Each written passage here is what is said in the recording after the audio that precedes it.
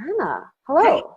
Hello, hello. So you wrote 10x Facebook ads, our sales page for that back earlier this summer, after which, we had a bunch of discussions, and now you're here to talk to us about how you took voice of customer data and actually wrote the page. Yeah, this is going to be dope. I'm excited. We loved the page. We loved how it performed as well. So let's see what you got.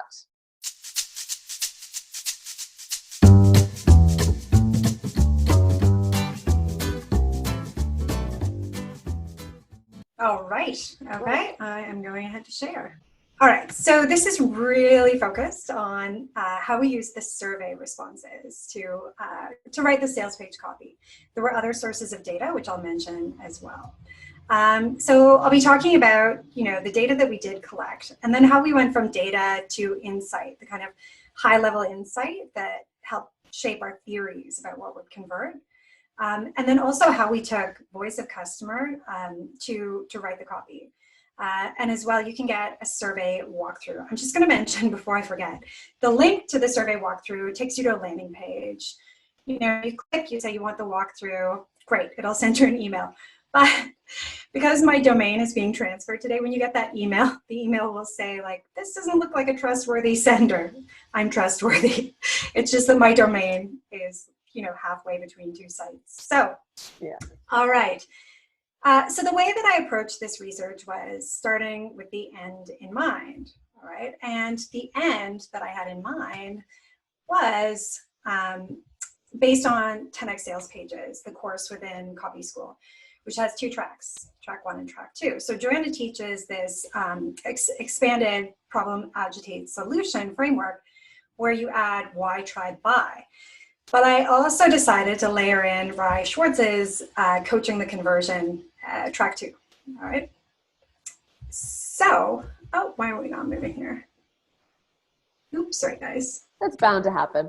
There we go. Okay. There you go. I have so many controls here. So, so just for your amusement, this is the page outline. I was like, yeah, just like totally reasonable. It was very helpful to do this. This is like problem agitated solution, why try buy, with as sub bullets, Rye Schwartz's Coaching the Conversion elements, right? I love it. Like, yeah, I can do that. And this is how I ended up with a 9,000 word sales page. And, but it was great. It was great. I love those, both tracks. Okay, so the framework helped me define the questions, and you can look at all of those questions when you go to the link that I'll share.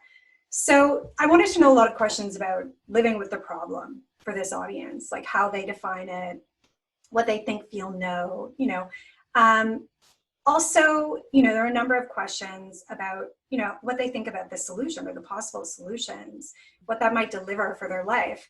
What benefits and features matter most, their objections, triggers, outcomes, right? So, so that's kind of how I felt, right, at the beginning. So many questions. And, all right, so my first step before the survey even went live was to do the kind of comment mining that Joanna teaches. And Joanna talks about Amazon comment mining for one. In this case, I joined a ton of Facebook groups for advertisers, for entrepreneurs, for copywriters, for people who might write Facebook ad copy. All right, and I also looked at blog posts on copywriting for Facebook ads. And those two sources, like some good voice of customer turned up, but the issue with this is marketers, often when they're commenting in these places, they're marketing themselves. They're very aware that others might find their comments, and often they're pitching their services or sort of, bragging about the results. So they often weren't very sincere comments.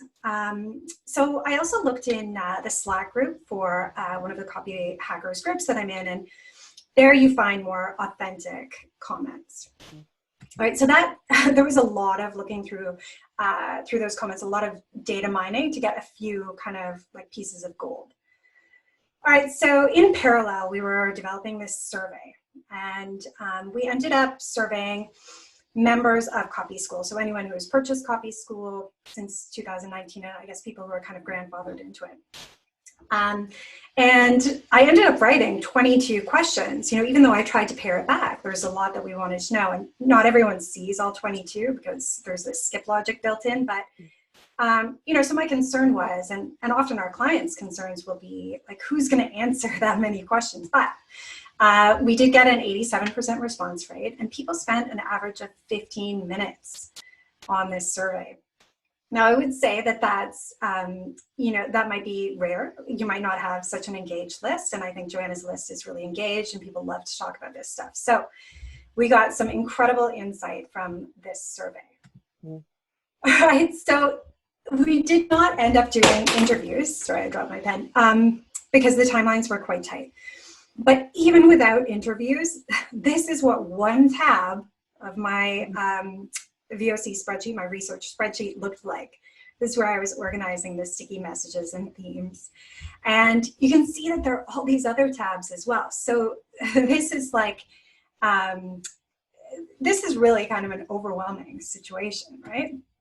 And my question was, does it have to be this crazy, right? So you're cutting and pasting, and then you're, you have to do that again to make it presentable for the client. And spreadsheets are really just not built for this, for sorting qualitative data, right?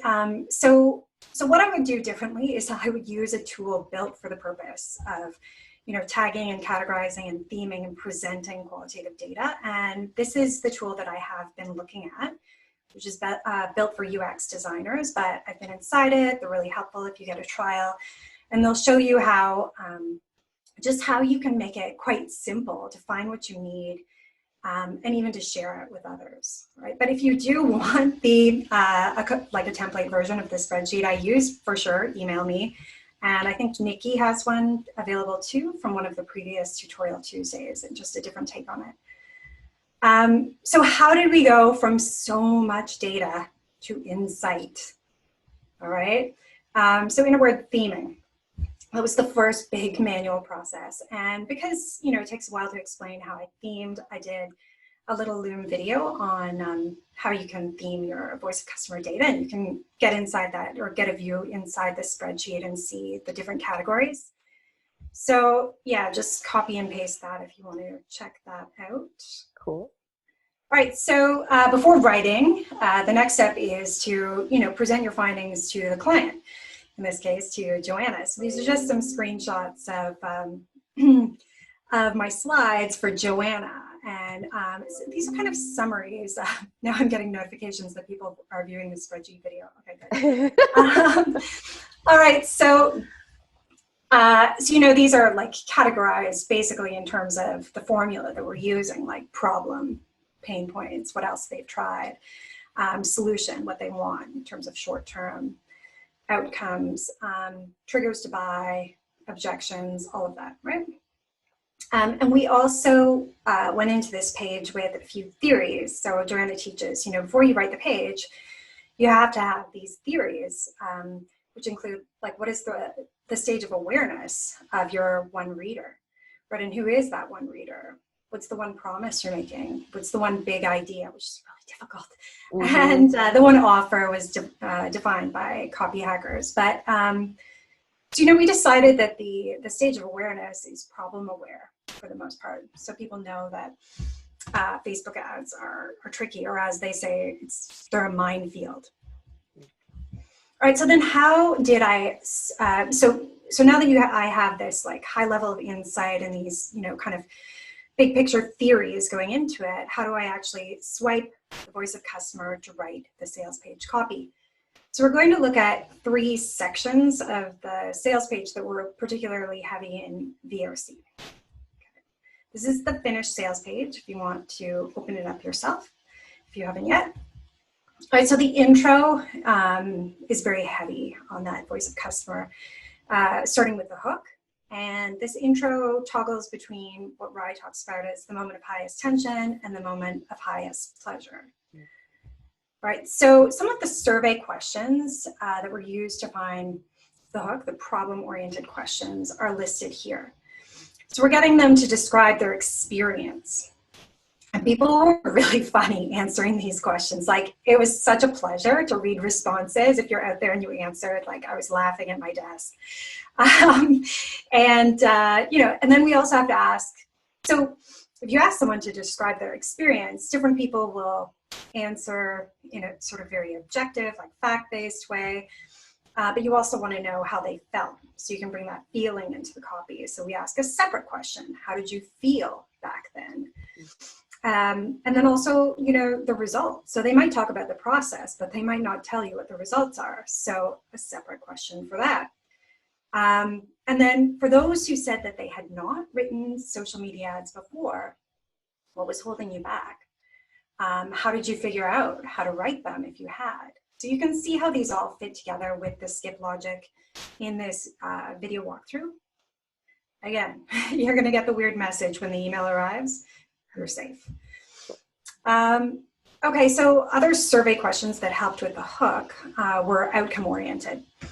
So, what are your expectations from taking this course? Or, if you've already taken it, because there are some people who have taken it, some people are part way through, some people haven't started.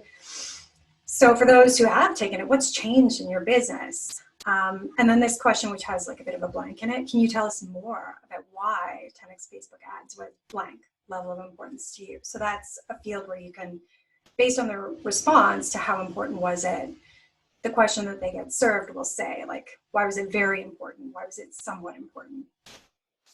All right, so again, we're trying to get at these hopes and expectations and what this, vision of the life after might look like. All right, so thoughts on the hook. This is how I felt. The hook is hard, right?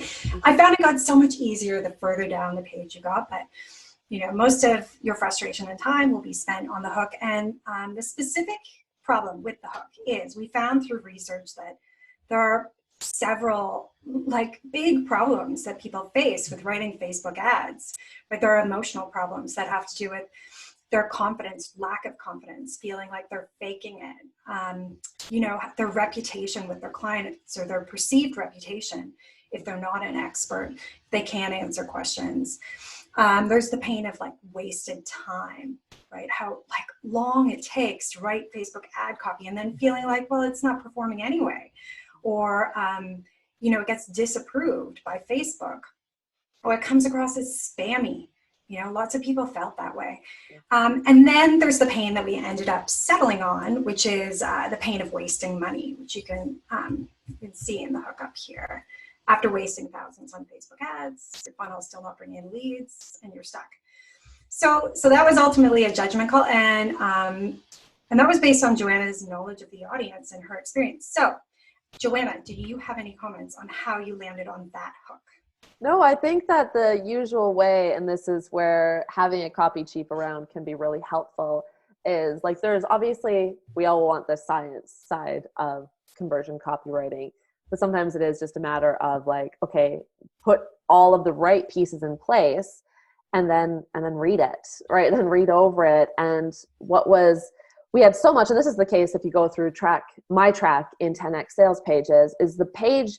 When you're taking voice of customer data, you will find more than if you don't use voice of customer data. You'll find so much information and so many pains, all these agitation points around solutions, everything. So your top of the page gets enormous. And your job then is to go in and, of course, find the hook. And sometimes you do start with the hook, but sometimes the hook is buried. Burying the lead is a really, really common thing. So for me, when I was reading through your first draft, it was awesome and I got it.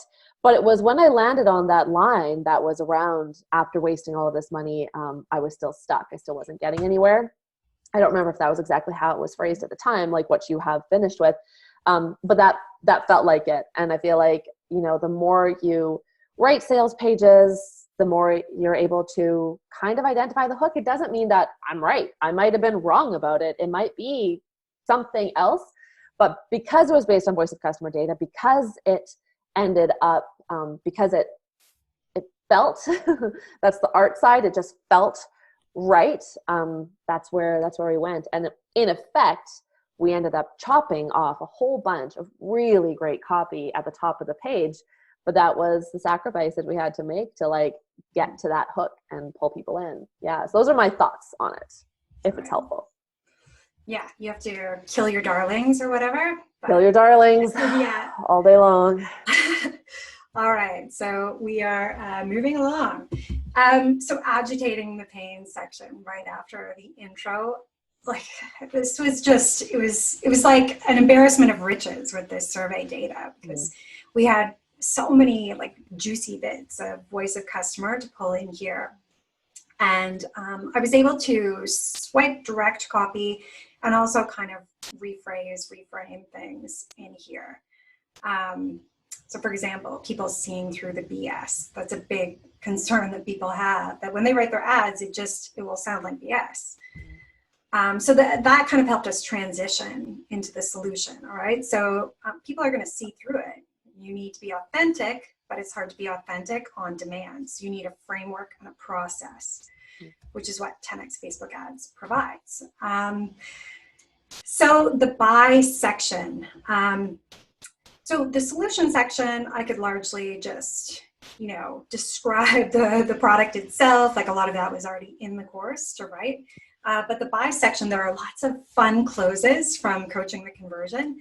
And I really loved using those. So things like the upgraded FAQs, a lot of those were, directly from objections that people had voiced.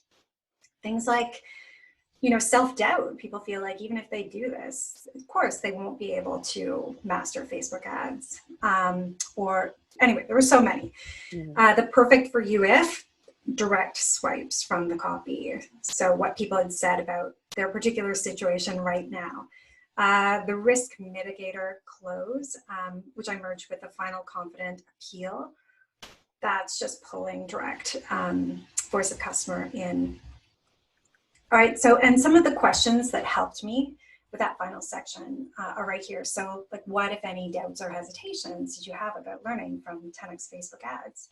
And then if they had said that this course wasn't very important to them because they got it as part of Copy School, which is not the case for anyone who bought it as part of a standalone launch. If they said it wasn't very important to them, like it was a nice bonus, I wanted to know why, so that I could address those objections. So this is, again, the video walkthrough, and this is like the little message that you'll get. And anyway, so my point with this video walkthrough is that, like, Joanna's hand was in this survey, and anytime you can swipe something that is Joanna endorsed or that she's created, you should do it. Thank you. That was nice. Today's session was amazing. I know we're at the very end of it. Anna, thank you again so much for coming in, for sharing all of those links too, which people will be going over for a long time. I think this is like a masterclass crammed into 20 minutes. But that was amazing. It was great working with you as well. We will see you then, y'all. Have a good one. Thank you. Bye. Bye.